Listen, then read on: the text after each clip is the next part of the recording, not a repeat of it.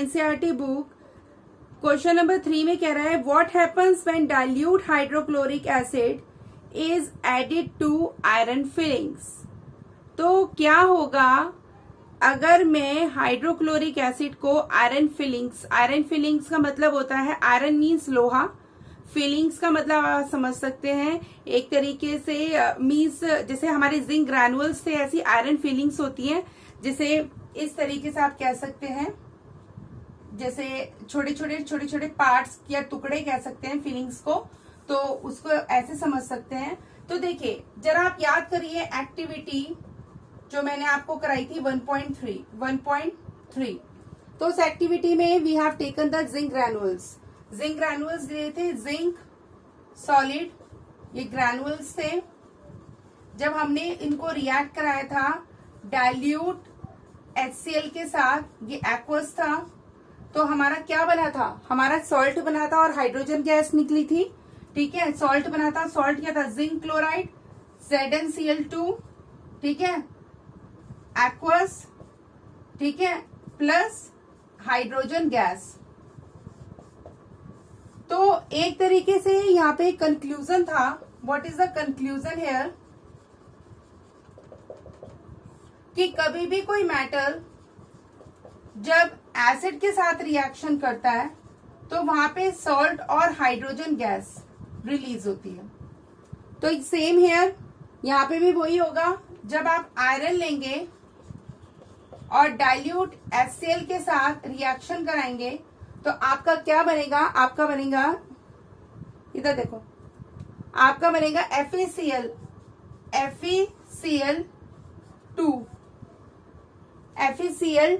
FeCl2 plus hydrogen gas. ठीक है, FeCl2 के बना है क्योंकि आयरन जो है इसकी वेरिएबल वैलेंसी होती है, +2 भी होती है, +3 भी होती है। ठीक है, +2 यहाँ पे फेरस क्लोराइड बन जाएगा।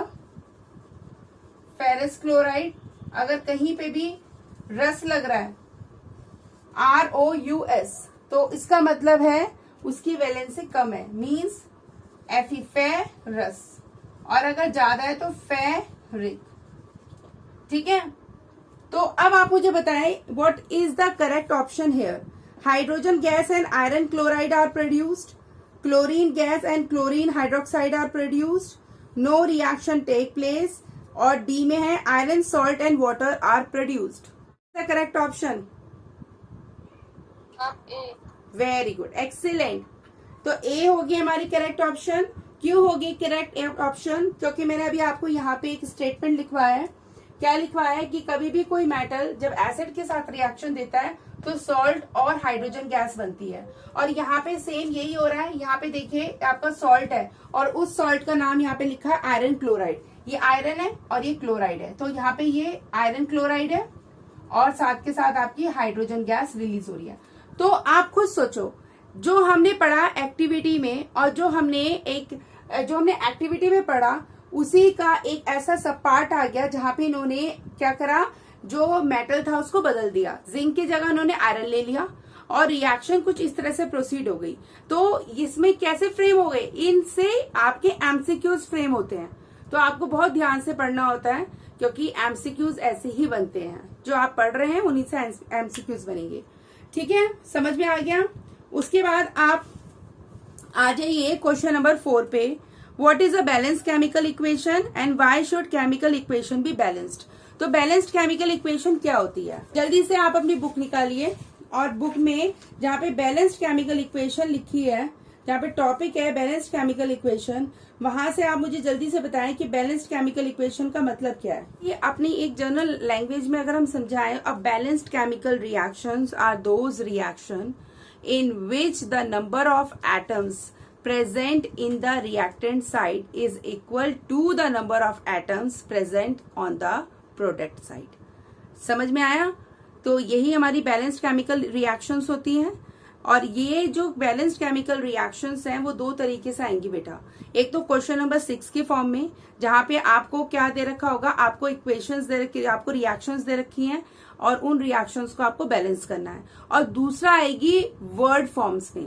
पहले वर्ड से आप इक्वेशन बनाएंगे, मींस पहले वर्ड से आप रिएक्शंस फॉर्म करेंगे, उसके बाद उसे बैलेंस करेंगे। चलिए इसी के लिए अब आ जाते हैं फटाफट। तो क्वेश्चन नंबर 5 में सबसे पहले आप क्वेश्चन ए को देखो। Hydrogen gas combines with nitrogen to form ammonia.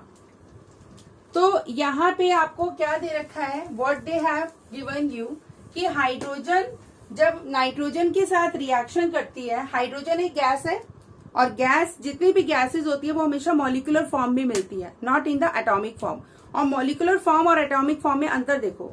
अगर मैं सिर्फ लिख रही हूँ बेटा H, तो means this is the atom. If I am writing H2, that's mean it is the molecule. समझ में आ रहा है? समझ में आ रहा है? एटम होता है सिर्फ हाइड्रोजन और मॉलिक्यूल होता है H2। और ये जितनी भी मॉलिक्यूलर फॉर्म्स होती है, जितनी भी मॉलिक्यूलर फॉर्म्स होती है नॉन मेटालिक एलिमेंट्स की या नॉन मेटल्स की, वो सारी क्या होती है, गैसेस फॉर्म में होती है। मीन्स जैसे H2, O2, Cl2, ठीक है, ये सारी, all these are what, N2, all these are gases. तो शुरुआत करते हैं क्वेश्चन की। तो सबसे पहले कहा है क्वेश्चन नंबर 5 का A, hydrogen means H2 reacts with nitrogen means N2. It is a gas. It is a gas and it will form ammonia. Ammonia is also a gas. Ammonia is NH3. Ammonia is, this is ammonia. Ammonia.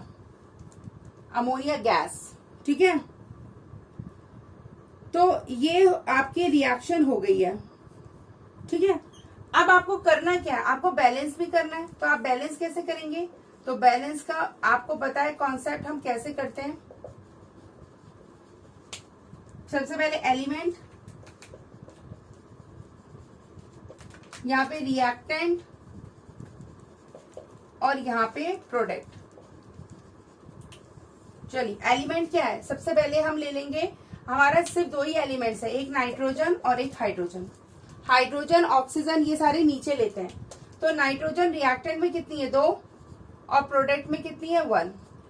Hydrogen reactant में कितनी है, 2, और आप product में देखेंगे तो 3। तो यहाँ पे 2 है, यहाँ पे 1, तो इसे 2 से मल्टीप्लाई कर दो, तो आपको क्या मिल जाएगा, यहाँ पे 2। तो यहाँ पे 2 कैसे करना पड़ेगा, तो आपके नाइट्रोजन हो गए 2। अब इधर देखिए, हाइड्रोजन आपकी 2 है, पर यहाँ पे हाइड्रोजन 2 3 6 हो गई। तो आपको क्या करना पड़ेगा, यहाँ पे 6 करने के लिए 3 से मल्टीप्लाई करना पड़ेगा। तो हाइड्रोजन यहाँ पे 3 से मल्टीप्लाई कर दो, you will get your answer. तो now this is your balanced chemical equation. This is your balanced chemical equation. Any doubt जल्दी से? तो बी वाला देखो, अब देखो बी वाला कैसे करेंगे, कोशिश करो कैसे करेंगे। तो बी वाला कह रहा है कि हमारे पास है hydrogen sulphide gas burns in air to give water and sulphur dioxide. तो हाइड्रोजन सल्फाइड, देखिए बेटा अब बहुत ज्यादा इंपॉर्टेंट हो जाता है आपको वैलेंसी का कॉन्सेप्ट। अगर वैलेंसी का कॉन्सेप्ट आपका A1 है तो आप सब कुछ कर लोगे। हाइड्रोजन सल्फाइड, अब मुझे ये नहीं पता इसका फॉर्मूला कैसे लिखेंगे, मॉलिक्यूलर फॉर्मूला। तो देखो सल्फर का एटॉमिक नंबर होता है 16, कॉन्फ़िगरेशन है 2,8,6, समझ में आ रहा है। और हाइड्रोजन जो है, हाइड्रोजन का जो एटॉमिक नंबर होता है वो होता है 1, समझ में आई मेरी बात। तो अब देखो यहाँ पे हाइड्रोजन सल्फाइड है, तो हाइड्रोजन सल्फाइड में हाइड्रोजन अगर कोई भी चीज अगर पहले लिखी है तो वो एज ए कटायन बिहेव करेगी। कटायन वो होता है जिसके ऊपर पॉजिटिव चार्ज होता है, और जो बाद में लिखा है वो एज ए अनायन बिहेव करेगा जिसके ऊपर नेगेटिव चार्ज होता है। तो हाइड्रोजन के ऊपर +1 आ गया, तो सल्फर के ऊपर कितना आएगा, आप उस ये दो क्या लेगा, इलेक्ट्रॉन्स लेगा, so that it will complete it's octet. तो इस पे आ जाएगा -2, क्रिस क्रॉस करेंगे तो यहाँ पे आ जाएगा 2 और यहाँ पे आ जाएगा 1। तो आपका फॉर्मूला बन जाएगा हाइड्रोजन सल्फाइड का H2S। समझ में आया कैसे आपको करना है, फॉर्म करना है अपने आप। तो ये हो गया hydrogen sulphide, this is hydrogen sulphide. Hydrogen sulphide जो गैस होती है बहुत ही ज्यादा पंजेंट गैस होती है। ऐसी गैस होती है जैसे सड़े हुए अंडे हो, रॉटन गैस, रॉटन एग स्मेल होती है, रॉटन egg smell, very pungent, very pungent. अगर निकल गए तो क्या बोलूं लैब के सामने, सिर में दर्द हो जाएगा, बहुत गंदी गैस होती है। ठीक है, burns in air to give, अगर ये एयर में बर्न होती है तो एयर में बर्न कब होगी, जब ऑक्सीजन होगी, वहां पे एयर में ऑक्सीजन होगी। You know oxygen is a supporter of combustion, तो इसका मतलब एयर के अंदर ऑक्सीजन होनी चाहिए। और जब वो बर्न होगी तो क्या बनाएगी, water H2O plus sulphur dioxide. Sulphur, sulphur means S और डाई का मतलब दो, oxide means oxygen. Sulphur dioxide gas क्या है, क्या है ये गैस है, वाटर क्या है, लिक्विड है। ठीक है, तो ये आपका हो गया। अभी मैंने इसकी फिजिकल स्टेट नहीं लिखी है। हाइड्रोजन सल्फाइड एक गैस है, ऑक्सीजन एक गैस है, सल्फर डाइऑक्साइड एक गैस है, वाटर लिक्विड फॉर्म में है। ठीक है, चलिए अब देखिए, अब इसको पहले क्या कर लेते हैं, बैलेंस कर लेते हैं। यहाँ पे देखो सल्फर एक है, यहाँ पे सल्फर एक है, बैलेंस्ड है। यहाँ पे ऑक्सीजन 2 है और यहाँ पे कितनी है, 1 और 2 3। यहाँ पे 2 है और यहाँ पे 3 है। तो हाइड्रोजन यहाँ पे 2 है, हाइड्रोजन यहाँ पे 2 है, सल्फर यहाँ पे 1 है, सल्फर यहाँ पे 1 है। पर बेटा अब देखो, ये सब कुछ करने के बाद यहाँ पे हमने छेड़ा नहीं, पर उसके बाद हमारे पास ऑक्सीजन अनबैलेंस्ड आ रही है, क्योंकि हमने बैलेंसिंग कहीं करी ही नहीं है। यहाँ पे 2 है और यहाँ पे 3 है, तो अब हमें बैलेंस ही करना पड़ेगा। तो देखो, अगर मैं यहाँ पे इसको 2 कर दूं, अगर मैं यहाँ पे से 2 कर दूं तो 2 + 2 4 हो जाएगी, और यहाँ पे अगर मैं 2 कर दूं तो यहाँ पे भी 4 हो जाएगी। पर ऐसा करने पे यहाँ पे डिसबैलेंस्ड हो रहा है। क्या डिसबैलेंस्ड हो रहा है, हाइड्रोजन। यहाँ पे 4 है और यहाँ पे 2 है, तो यहाँ पे भी 2 लगाना पड़ेगा, तो 4 हो गया। यहाँ पे भी 4 हाइड्रोजन, यहाँ पे भी 4 हाइड्रोजन। पर उसके वजह से क्या होगा बेटा, यहाँ पे 2 सल्फर है, यहाँ पे 2 सल्फर है और यहाँ पे 1 सल्फर है। यहाँ पे अगर मैं 2 लगाऊंगी, यहाँ पे मैं 2 लगाऊंगी तो 2 सल्फर, फिर हमारी ऑक्सीजन क्या हो जाएगी, डिस्टर्ब हो जाएगी। क्यों, क्योंकि 2 और 2 2 जा 4, तो 4 और 2 कितना हो गया, 6, और यहाँ पे कितना है, 4। तो मैं यहाँ पे क्या लगाऊंगी, ऑटोमेटिकली 3, ऑटोमेटिकली 3। तो बेटा बैलेंसिंग कोई आसान नहीं है जितना इजी आपको लगता था। ठीक है, बैलेंसिंग अब जैसे जैसे चैप्टर बढ़ेगा और जैसे जैसे हम और आगे बढ़ेंगे, कॉम्प्लिकेशंस आएंगी, आपको थोड़ा सा और अपने दिमाग को खोल के करना पड़ेगा कि किस तरीके से हमें एटम्स को बराबर करना है। ठीक है, पर practice make a man perfect. तो प्रैक्टिस करेंगे तो आपके अंदर परफेक्शन आएगा। अगर आप सोचेंगे 2-3 करके बैठ जाएंगे तो फिर कभी परफेक्शन नहीं आएगा। ठीक है, चलिए तो अब आ जाते हैं थर्ड पार्ट पे। Barium chloride reacts with aluminium sulphate. चलिए, तो हमारे पास है, पहले हम फॉर्म करते हैं इनका मॉलिक्यूलर फॉर्मूला। बेरियम क्लोराइड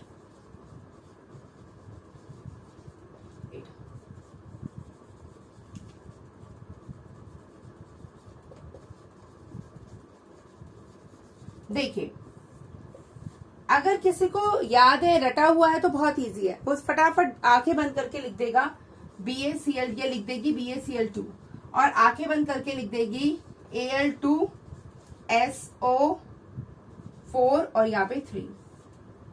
ये है जब आपको सब कुछ आता है।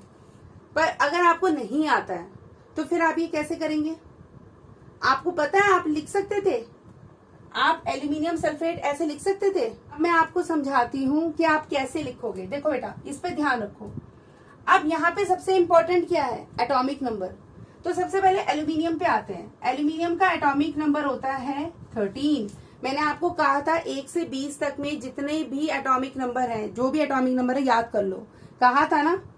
अब पता नहीं याद करें नहीं करें। और ये अगर आपको 11 से लेके 20 तक में करना है तो आप कर सकते हो, ना मांग अल्लाह से, पेप्सी, सोडा, कोला और पैनकेक, ऐसे भी याद कर सकते हो।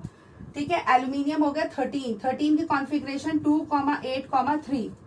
ठीक है, अब मैंने आपको एक बात समझाई थी, जिनके आउटरमोस्ट शेल में, लास्ट शेल में, जिसे वैलेंस शेल बोलते हैं, लास्ट शेल को बोलते हैं, ये लास्ट शेल है बेटा, लास्ट मतलब आखिरी, लास्ट शेल है, और इस लास्ट शेल को हम बोलते हैं वैलेंस शेल। क्या बोलते हैं, वैलेंस शेल। और अगर इस वैलेंस शेल में आपको 1, 2 और 3 इलेक्ट्रॉन्स मिलते हैं तो बेसिकली इलेक्ट्रॉन्स डोनेट करते हैं, इलेक्ट्रॉन्स किसी को दे देते हैं। और जो दे देते हैं उनमें अच्छाई होती है, उनका जो कैरेक्टर होता है वो पॉजिटिव हो जाता है। इसी तरह से ये क्या होता है, ये भी पॉजिटिव हो जाएंगे। तो एल्यूमिनियम के ऊपर पॉजिटिव चार्ज, क्यों? क्योंकि वो दे रहा है और कितने इलेक्ट्रॉन्स दे रहा है, 3, तो उसकी वैलेंसी कितनी हो गई, 3, and plus is the charge, plus charge means it is giving 3 electrons to other elements, atoms of other elements. समझ में आ गया? वैलेंसी निकालना, एल्यूमिनियम की वैलेंसी +3 निकाला है एटॉमिक नंबर से। और एक मैंने आपको सीरीज पढ़ाई थी, काका नाना चाचा मामा अंकल जीजू फूफा पापा, पढ़ाई थी ना, काका नाना चाचा मामा अंकल जीजू फूफा पापा। उसमें मैंने आपको बताया था जो अंकल होते हैं, अंकल मीन्स AL, अंकल जी क्लास में 3rd आते हैं तो +3, ऐसे भी याद कर सकते हो। देखो अब आपको याद करना है, आपके ऊपर है आप कैसे उसको दिमाग में बिठाते हो। ये हो गया। अब आते हैं SO4 पे। तो SO4 को देखो, समझने वाली चीज SO4 है। तो SO4 में क्या करना है बेटा, SO4 सबसे पहले सल्फर पे आ जाओ। सल्फर का एटॉमिक नंबर होता है 16। ना मांग अल्लाह से पेप्सी सोडा, सोडा कौन से नंबर पे है, ना मांग अल्लाह से पेप्सी सोडा 11, 12, 13, 14, 15, 16 कॉन्फ़िगरेशन इज 2,8,6। तो इसके पास 2 इलेक्ट्रॉन्स की कमी है, तो उसके ऊपर क्या चार्ज आ जाएगा, क्या चार्ज आ जाएगा, क्या चार्ज आ जाएगा, -2, क्योंकि 2 इलेक्ट्रॉन्स लेगा। पर अगर आपको याद हो, मैंने आपको एक चीज समझाई थी, जहां पे हमारे ग्रुप ऑफ एटम्स होते हैं वहां पे डिपेंड करता है कि इन दोनों में से इलेक्ट्रॉन्स की सबसे ज्यादा जरूरत किसको है। अब जैसे दुकान पे जाते हैं, जैसे यशु और किम्मी, बप्पी और किम्मी गए, तो मान लीजिए तो सबसे ज्यादा जिद्दी कौन होगा, आप बताएं, किम्मी, क्योंकि वो छोटी है। तो यहाँ पे भी ऑक्सीजन छोटा है, सल्फर से ऑक्सीजन छोटा है। कैसे छोटा है? आपने बोला मैम आपने तो, आपको तो पता है, आपने कहते छोटा है, हमने मान लिया छोटा है। भाई ऐसे कैसे मान लिया तुमने छोटा है, पूछते क्यों नहीं है छोटा है? भाई ऑक्सीजन जो है उसका एटॉमिक नंबर कितना होता है, 8, इसका एटॉमिक नंबर 16 है, इसका 8 है। तो खुद सोचो, 8 इज लेस देन 16 ना, 8 इज लेस देन 16 ना, तो जिसका एटॉमिक नंबर छोटा होगा वो छोटा नहीं होगा भाई। तो कॉन्फ़िगरेशन क्या हुई इसकी, 2,6, इसको भी 2 इलेक्ट्रॉन्स चाहिए, इसको भी 2 इलेक्ट्रॉन्स चाहिए। अब आप मुझे बताओ कौन 2 इलेक्ट्रॉन्स लेगा, ऑक्सीजन या sulphur? Oxygen, because of the small size, more small size, more will be the small size, more will be the electronegativity, जिद्दीपन। ठीक है, समझ लीजिए। तो एक ऑक्सीजन के ऊपर -2 है, तो 4 के ऊपर कितना होगा, 4 से मल्टीप्लाई कर देंगे, तो इसके ऊपर टोटल चार्ज कितना आ गया, इसके ऊपर, सिर्फ इसके ऊपर -8। और सल्फर के आउटर मोस्ट शेल में 6 इलेक्ट्रॉन है, तो ये 6 इलेक्ट्रॉन दे देगा, तो इसका मतलब +6। अब देखो -8 और +6, तो ओवरऑल चार्ज कितना आएगा सल्फेट के ऊपर, -2। कितना आएगा, इंटीजर्स में -8 और +6, तो कितना आएगा, -2। अब आप लिखिए Al+3 और SO4 -2। अब आप प्लस और माइनस काट दें, 2 को यहां लिख दें और 3 को नीचे, तो Al2 SO4 नीचे 3 आ गया formula.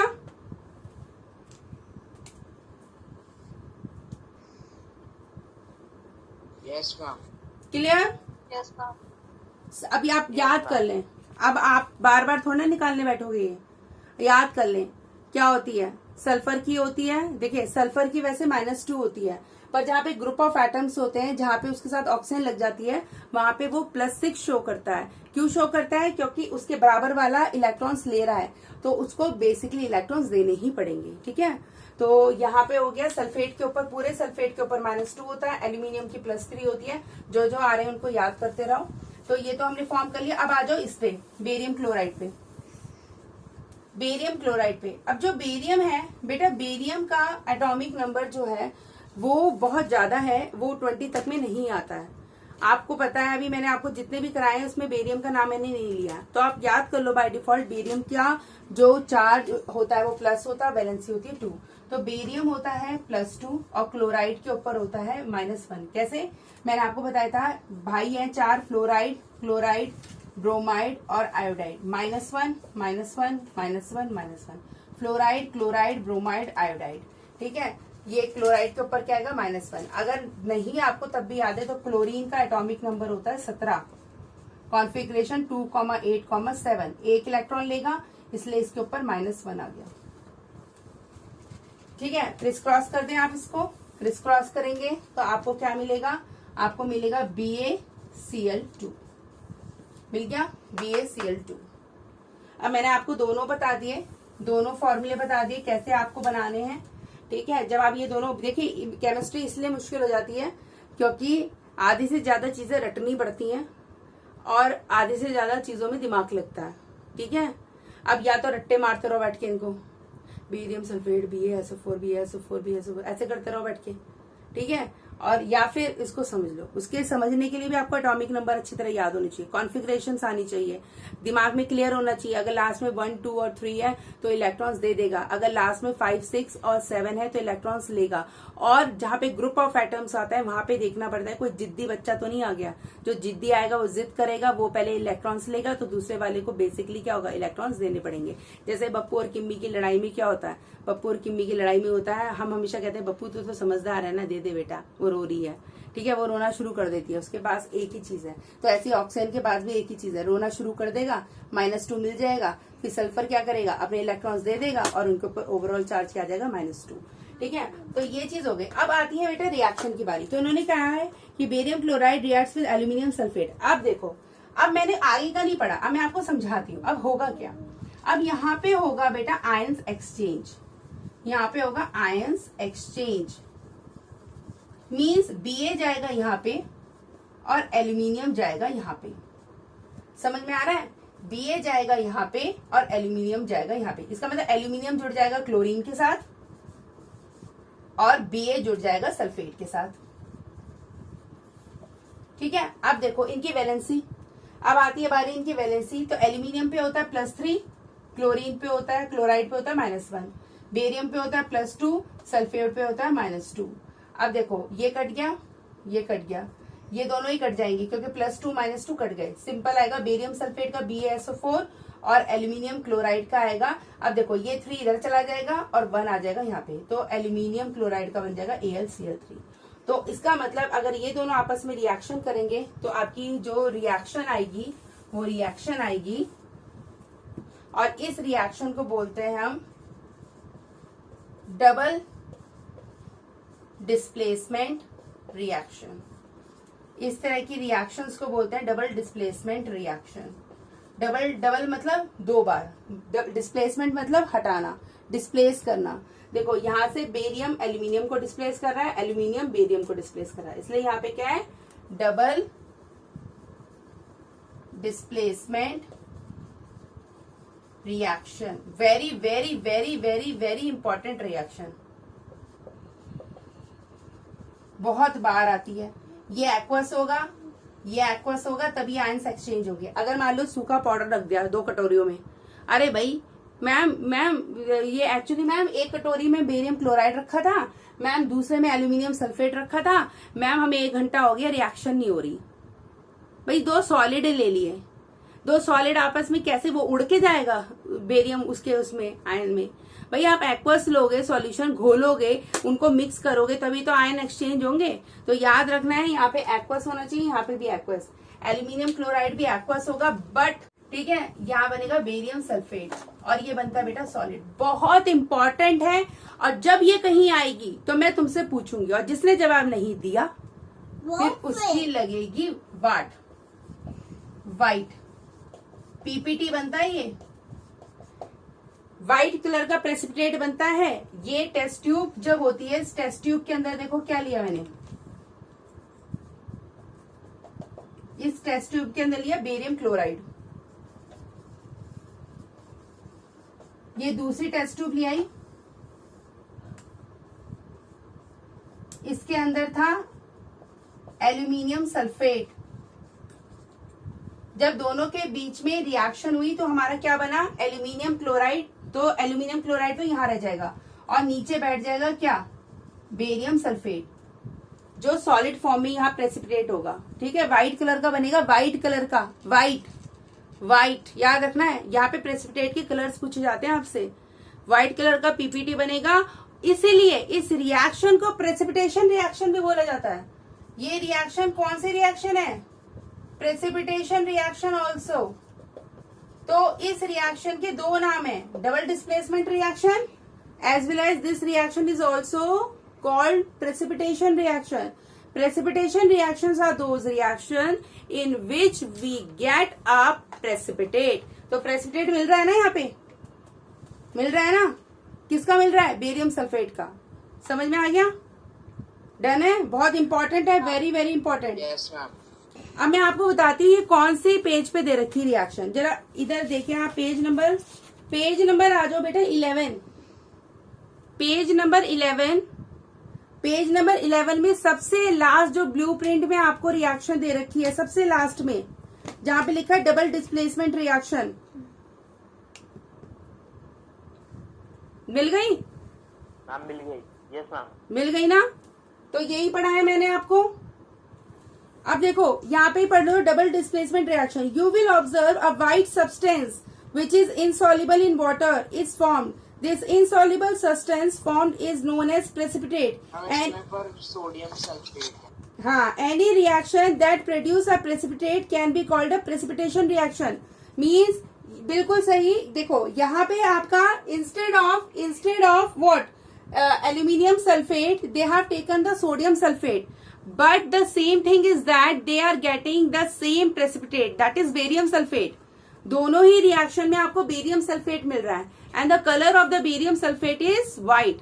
And these type of reaction are term displacement reaction और क्या, प्रेसिपिटेशन रिएक्शन। बिल्कुल याद हो गया ना, बिल्कुल डन। Yes ma'am. चले अब जरा तैयार हो जाए करने के लिए। चलिए आयुषी माइक ऑन करें, कहेंगी मेरे पीछे पड़ी रहती है। सबसे पहले आयुषी, चलिए बेटा, तो अभी मैंने आपको पढ़ाया था 11 से 20 तक में एटॉमिक नंबर, ना मांग अल्लाह से, पेप्सी, सोडा, कोला और पैनकेक। ठीक है, ऐसे याद कर सकते हो, नहीं तो आपके अपने और तरीके हैं, आप जैसे याद करना चाहें। तो उसमें आया था एक सल्फर, ना मांग अल्लाह से, पेप्सी, सोडा जिसे हम कह रहे हैं वो सल्फर है। ठीक है, और सल्फर का एटॉमिक नंबर मुझे चाहिए कि क्या होता है एटॉमिक नंबर सल्फर का।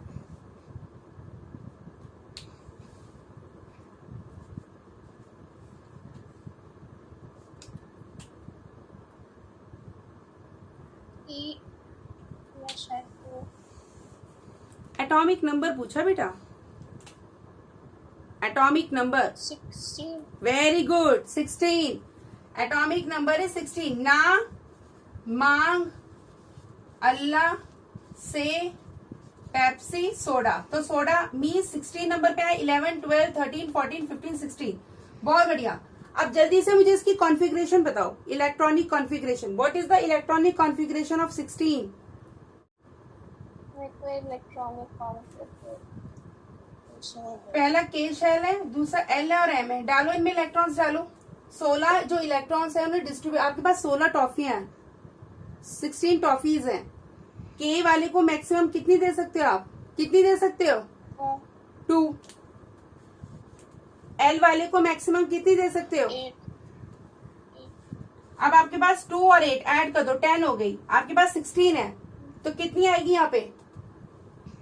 6। तो आता तो है बेटा, सब कुछ आता तो है। 2, 8, 6। अब मैंने आपको क्या पढ़ा, गार्गी आप बंद कर लो। गार्गी मैंने क्या पढ़ाया था बेटा, जिनके लास्ट में कितने इलेक्ट्रॉन्स होते हैं?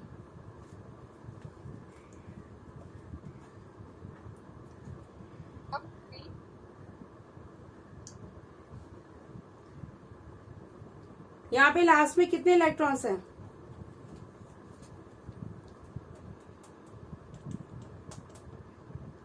यहाँ पे कितने इलेक्ट्रॉन्स है? ये क्या दिख रहा है? 6। बहुत बढ़िया। तो आप मुझे ये बताओ, अपना ऑक्टेट कंप्लीट करना है, उसे अपना शेल कंप्लीट करना है, उसे कितने इलेक्ट्रॉन्स की कमी है?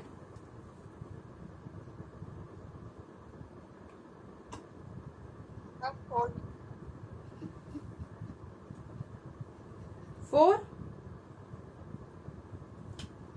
Yes ma'am. पक्का? आपने 4 क्यों बोला? आपको कितने इलेक्ट्रॉन्स देने हैं यहाँ पे?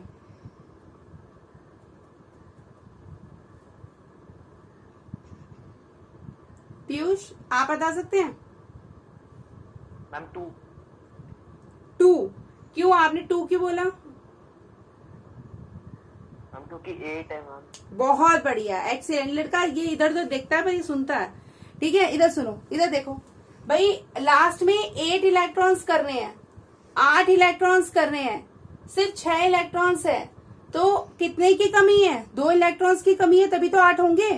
तो 2 इलेक्ट्रॉन्स की कमी है। जिनके पास कमी होती है बेसिकली वो इलेक्ट्रॉन्स लेंगे, और जो लेंगे उनका कैरेक्टर कैसा होता है? अरे ये तो मांगता है, 24 घंटे मांगता रहता है। अरे तू इससे ये तुझे पेंसिल देगा, पेन देगा, अरे ये तो मांगेगा। तो इसका मतलब जो मांगेगा उसका कैरेक्टर नेगेटिव, मींस सल्फर के ऊपर माइनस, और कितने इलेक्ट्रॉन्स मांग रहा है? 2। तो एस सल्फर के ऊपर -2। ये होता है कॉन्सेप्ट वैलेंसी निकालने का। This is the concept for finding out the valency. जिन एलिमेंट्स की आपको वैलेंसी नहीं पता है उनके ऐसे निकालते हैं, और इसके वजह से इसका नाम क्या बन जाता है? सल्फर से क्या बन जाता है? सल्फर से बन जाएगा सल्फाइड, बाद में लग जाता है IDE। समझ में आ रहा है? जो अकेले होते हैं